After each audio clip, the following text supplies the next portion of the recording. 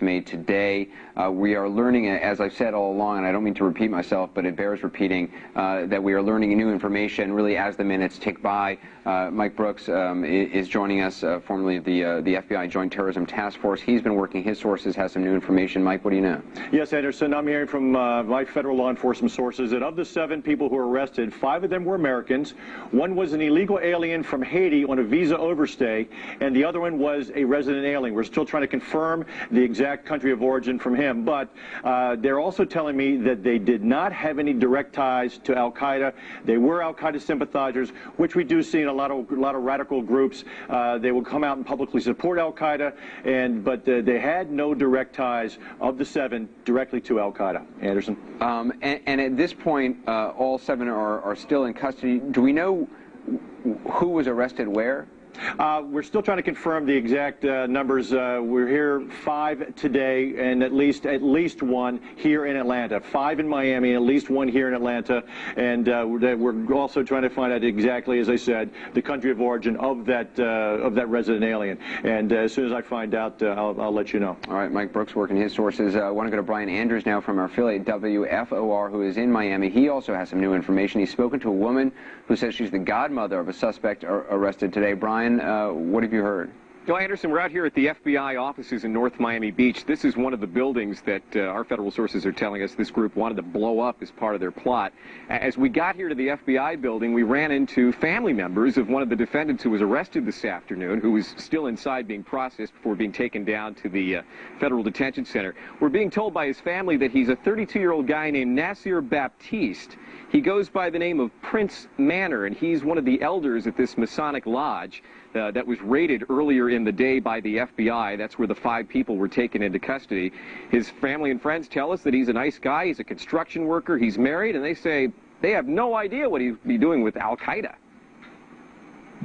Want to blow up buildings. What do you make of this? I know, I truly down in my heart, I believe that's a stone lie. I've been knowing Nasir a little better than 5 years. I never know him to get in any trouble. I never know him to have any problem with anybody. I always know him. He taught my son how to do karate. I have a son that is 18 years old. When he first met my son was only about. So you don't think he's a terrorist, as the government's alleging? No, I don't. I really don't believe that.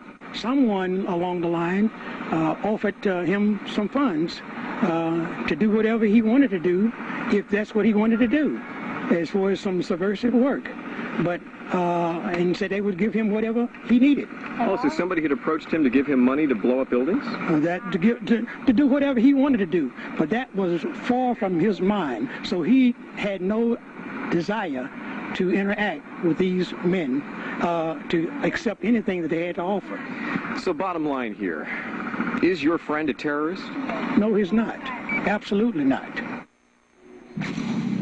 Sort of raises more questions than it answers. Not quite sure the point of what that guy was saying. We've lost the reporter Brian Andrews to ask him.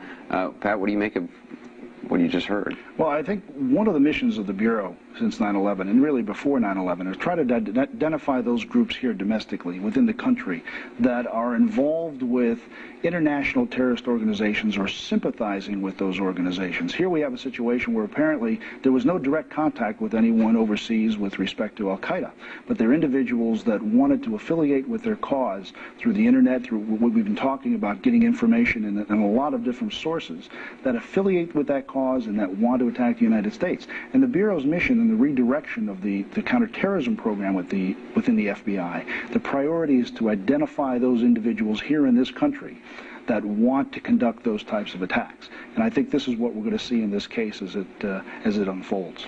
Jim Walsh from MIT, there's a lot, of course, we don't know at this point. You're with the MIT Security Studies program. What are the details that you have heard thus far which seem most important to you with what we know?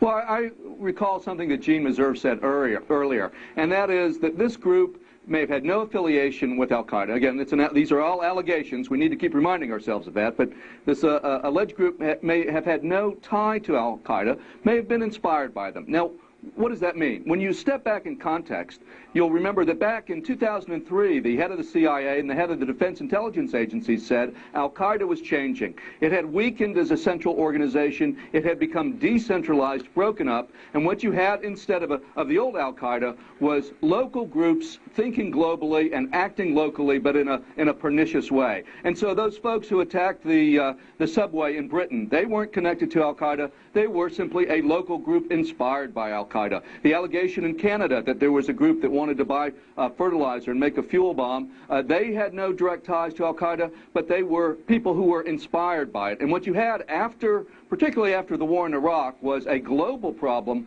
that Al-Qaeda's ideology, its ideology, if not the direct communications, were inspiring people to act out. Now, of course, this country, we've always had people since the revolution who have had grievances against the government and have sometimes acted violently. And what we have here is some of those folks are taking up that ideology and now acting in the name of that ideology.